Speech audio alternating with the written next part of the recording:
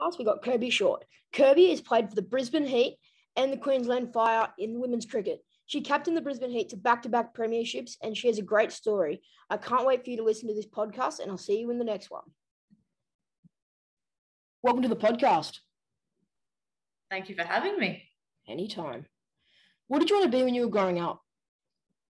Do you know, I wanted to be a pilot. And then I don't know whether it was true or false, but someone actually told me that you had to be a particular height, and I'm not a very tall human being. And so they shattered my hopes and dreams by telling me that I might have been a bit too short to do it. So pilot was my dream, and then someone busted that for me. Good dream to have, though. I think so. Yeah. How would your oldest friend describe you? My oldest friend would describe me as a really loyal human being. My oldest friend would describe me as being quite a thoughtful person, and yeah, really well considered. I think I tend to get a bit of feedback about being quite reflective and thinking through things. And I'm also a pretty honest person. So I would say loyal, honest, and reflective. Yeah, nice. What are you most proud of in your life or career? Yeah, it's an interesting question, Max. I think probably most proud of the fact that I will walk my talk, that I do the things that I say that I'm going to do. I think that's something that I try and do no matter where I am, no matter what job I'm doing or what sport I'm playing, that I'm proud of the fact that I am who I say I am. I'm not different versions of myself when I go to different places. Yeah, nice. Good thing to have in your, yeah, good. How do you handle hard times, like getting injured or not getting picked in a team you want to get picked in?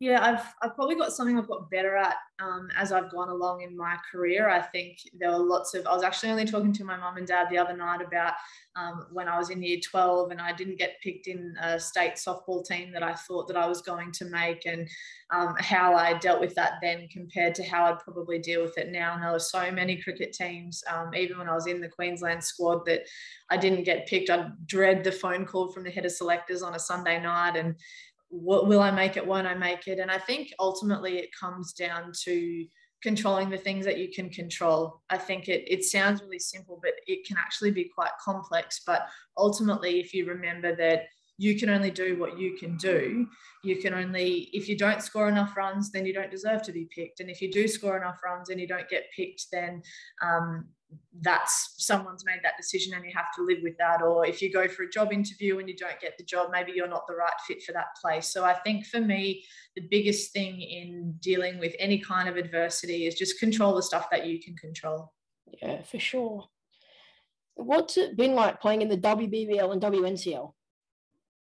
Pretty cool. I was pretty lucky because I sort of got to be part of it when it was super amateur, and then all the way to when the WBBL, you know, we sold out a couple of cricket grounds in the 2 years that we won the finals. We sold out 2 cricket grounds doing that, and there were hundreds of thousands of people watching on TV. So pretty great to be able to be a part of a time when, you know, we trained twice a week and we hardly had any staff, and then to the end of my career when it was literally, you know, sellout crowds and loads of television coverage. So I feel quite privileged that I got to see both sides. I think it helps you have perspective for how far the game has come when you're able to see the full spectrum of things and see it be genuinely professional. So I'm pretty lucky. I'm very grateful, and a really unique time in my life and career for sure.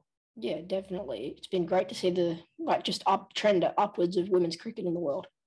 Yeah, it's pretty great. And the World Cup's about to start. It's exciting too. Yep, can't wait for that one. What was it like winning those 2 premierships with the Brisbane Heat? So satisfying, Max. Like, I think when I think about the first one, we were massive underdogs. No one thought that we even deserved to be in the final. And that was that year when there were those 2 semi-finals that went down to the last ball and the final went down to the last over. So there were these 3 just incredible games of cricket, and they all happened in Sydney. In that season, we we'd had like 20 something flights. Like we'd been all around the country. It was ridiculous.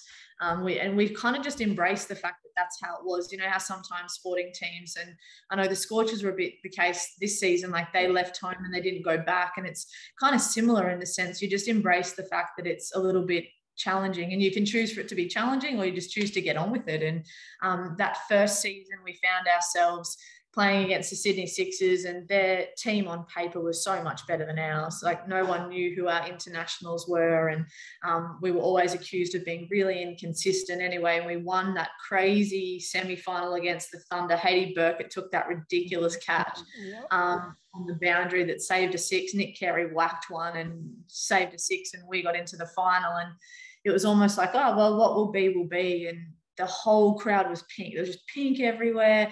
The whole hill was filled with Sydney Sixers supporters, and we were in Sydney and no one thought we could win. And then all of a sudden we were in a position to win, and Beth Mooney had that amazing innings, and all of a sudden we won. It was like, holy heck, like how did that even happen? So that day was a great day, I think, because no one expected us to do it. So that was quite special. And then I think the second one, in Brisbane, that was a whole nother thing, because all of a sudden, instead of being the ones that, you know, were the underdogs and no one knew about, all of a sudden we were the title holders and we were the ones being chased. So that was a whole different set of challenges, I think. And to do that in front of your home crowd and to have all of the teal instead of the pink this time was pretty cool. And to be playing against a really good Adelaide side, I think we were the two teams that deserved to be in the final. And yeah, I guess just fortunate. It's rare that you get to win two, and even more so when you happen to do that in a row. So pretty special. Yeah, definitely. I still remember watching them. They're some of the greatest games you'll see. Yeah, that final series, I still don't reckon, male or female of any kind of sport, to have 3 games in a row, 2 semis and a final that were that close. So often like with the AFL, I reckon the prelims always better than the grand final. You know, there's been better prelims than there have been grand finals. Definitely. It's rare that many good games in a row. Yeah, definitely. And that was the one season where I think it's happened. I don't think it's really happened that much in the BBL recently either. No, I agree with you. Yeah. Then what's it like playing for the Queensland Fire? Yeah, Queensland Fire, that's probably where my heart lies in Maroon. I think that's something, like I say, you get a true appreciation of the evolution of amateur to semi-professional sport. And I think there's still a bit of a way to go, to be fair, for that domestic competition in Australia. And I know that currently there's negotiations with the next MOU with the players about what the next 5 years will look like of growth in that game as well. And that's going to be really important, because, and I know you've spoken to a bunch of female athletes on your podcast just about, it's almost like people have to work and play. And until the WBBL was awesome, because the TV coverage associated with that kind of put women's cricket on the map a little bit. I think there's still some growth to go. Same with the Marsh Cup and the Shield and WNCL, kind of all fits in the same category now, where our domestic competitions are brilliant. Like they are the reason that we have Australian teams that are amazing. You know, our Australian women's cricket team, like they're remarkable, because our domestic comps are so good. So I think it's important that we continue to remember you don't get those amazing international results if we don't have really good domestic competition. So it's good that Cricket Australia continue to invest in the game and keep providing opportunities through WNCL. I know that the last couple of years they've had to kind of make some changes. The girls get on a plane. Actually, I think it's today they get on a plane and they're off. On a plane to Sydney today.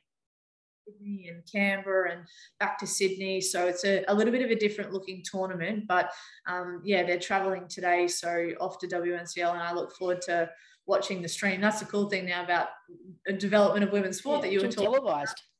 About. 100%. Jump on KO and have a look. Yeah, definitely. Yeah. And then going into that side of the streaming, how have you liked commentating with Seven this summer? Yeah, I loved it. It's funny. It's out of my comfort zone, to be honest, Max. Like in front of a camera, hair and makeup and all the things, like that's not necessarily where I thought that I would be when I finished playing cricket.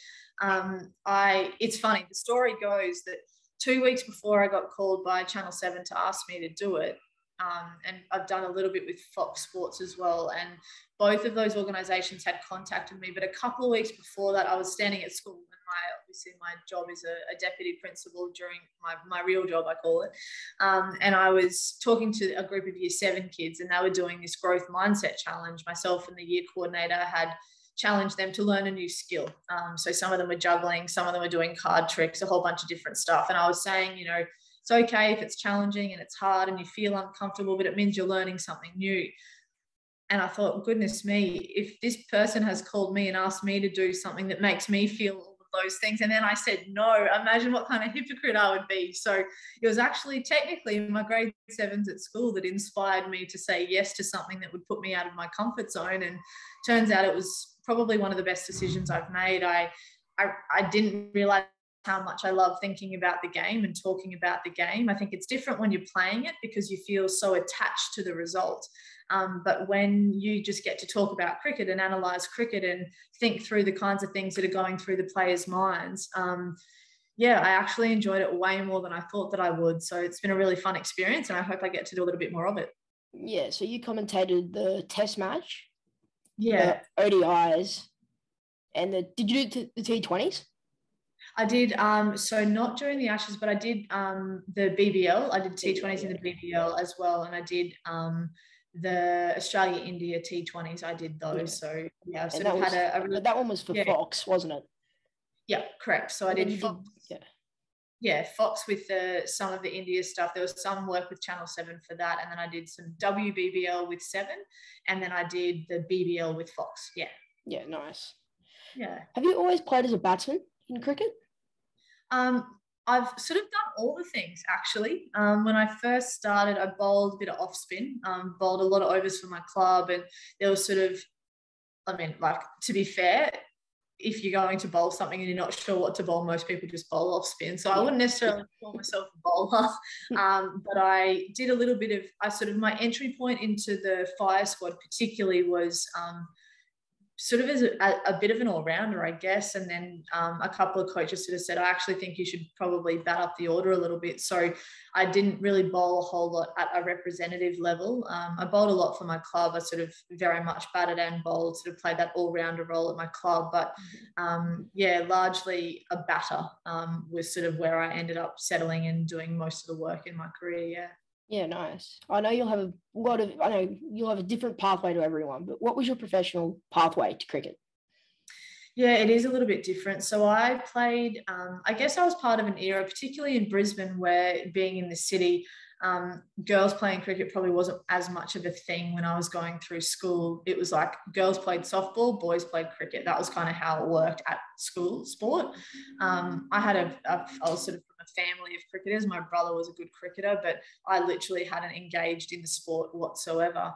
And then I was in year 12, finishing year 12, and I had someone say to me, oh, you should go along to the under-17 Queensland trials for cricket. And I thought, well, that's a bit backward, isn't it? Because you're supposed to play club and earn your stripes and then go along to representative trials. And I'd played heaps of rep softball through high school, and I kind of just had fallen out of love with it, to be honest. And I got this opportunity to go along to the under-17 trial and made the team. And I think, to be fair, at the time, like, the pool of female players playing cricket was pretty small. Lots of transferable skills from softball. So that made fielding and batting a lot more simple in terms of that transition, I guess. Anyway, so I made this state team, and they said, oh, well, you need to be registered with the club. So I was like, oh my goodness, I've got to find a club so I can actually go away and play for Queensland. And one of my mates from school played at Wests, and Catherine Raymond is a wonderful human being who coaches there as well. And so I joined Wests when I was 17, and I've been a Westie ever since. And then I went on and kind of played. So I did it a little bit back the front, to be honest. And it was funny because I was playing in a lot of representative teams, even in the Queensland Fire, where girls younger than me had actually played more cricket than me. So that was quite an interesting thing. Like, I was learning from girls who were a lot younger than me. They'd come from the country. They'd played heaps of cricket with the boys. Someone like Delisa Cummins from Warwick, Holly Furling from Harvey Bay, Beth Mooney from Harvey Bay. Well, I should say Kingaroy for Holly, to be fair. So, yeah, like, I think those girls have played a heap of club cricket since they were really little, whereas I hadn't had that experience. So my journey was a little bit different. So I guess I'm a good story, and it's never too late to have a go at anything. Yeah, definitely. What are your goals for the next couple of years through just life at the moment? Yeah, interesting. It's actually a really interesting time to ask me that question. I've the commentary stuff across the summer that ran into term one meant that I took a little bit of leave at the start of this year just so I could. It was one of those things. It's not every day someone asks you to be involved in an Ashes broadcast, and I thought I can't say no to this. And then that sort of meant that I needed to take some leave from school, and what that's provided me with is a chance to just interact with some different people and do some different things. So I think my goals, what used to be really quite linear goals, you know, like I'm a deputy principal in a high school, and there was a big part of me that thought, hey, maybe I could be a principal one day, like that'd be pretty cool. My last couple of months, and as I said to you before, like how much I've enjoyed the commentary, I'm looking forward to exploring some opportunities there, I think, and almost going, well, if I said before, one of the things I'm proud of is that I'll walk my talk, and I talk to a lot of people about, you know, do the things that will fulfill you and do the things that will challenge you. I love being challenged, whether that's physically with sport or whether it's mentally by doing something new or learning something new. So if I am going to walk my talk, then my answer to the goals question in the next couple of years is to continue to challenge myself with things that maybe are a little bit new and different. And I'm hoping that some of that will be some commentary, which would be pretty cool. Yeah, for sure. Yeah. Who's the worst teammate to room with through your career, and who? Ooh, that is a good question. Worst teammate to room with. Look, Grace Harris talks a lot. And sometimes when you get back to your room, you just need a little bit of quiet. Interestingly, Beth Mooney creates messes everywhere. So it depends kind of what you're into. Like if you like things orderly, you don't want to room with Beth. If you like things quiet, you don't want to room with Grace Harris. Holly Furling's a bit of a contradiction too, because she's an excellent baker. She bakes really good things. So there's like delicious treats sometimes in your room, or she'll source the best dessert for you. But she also will have stuff everywhere. So I'm a pretty orderly person. I'm also pretty independent, and I like to be pretty quiet on tour. Like it's almost when you're with the girls and around the change room, you can be all up and about, but it's kind of nice when you go back to your room to have a little bit of quiet. So I think maybe I'd struggle to room with Grace because Grace struggles to just, you know, every now and again. Yeah. What's the best word to describe you right now? Ooh, the best word to describe me right now would be good question. I want to say, like, I'm trying to find one word to capture challenging myself. Let's just say challenge. Challenge will be my word. Yeah. What advice would you give a 14-year-old kid today? Good question, Max. I would say to a 14-year-old kid, I would say, number one, don't be afraid to be yourself. Always stay true to yourself, because that's when you'll have the most enjoyment and fulfillment. So be true to yourself and just be who you are, because that's okay. The second thing I would say is control the things that you can control. Just worry about the stuff that's in your lane, because there's so many things in life that you can't control. And if you get distracted by those, then it's really hard to enjoy the things that you're doing, because you're constantly looking at other people or comparing yourself to other things. So control the stuff that you can control. And the third thing I would say is that there's no such thing as being perfect. So you will never be perfect, because it isn't actually a thing that exists. So if you try and be perfect, you'll only ever be disappointed. So stay true to yourself and be yourself. Control the things that you can control, and perfection is not a thing, so don't try to be it. Thanks for coming on the podcast. Thank you, Max. It's been a pleasure. Lovely to meet you. And I'll see you in the next one. Cheers.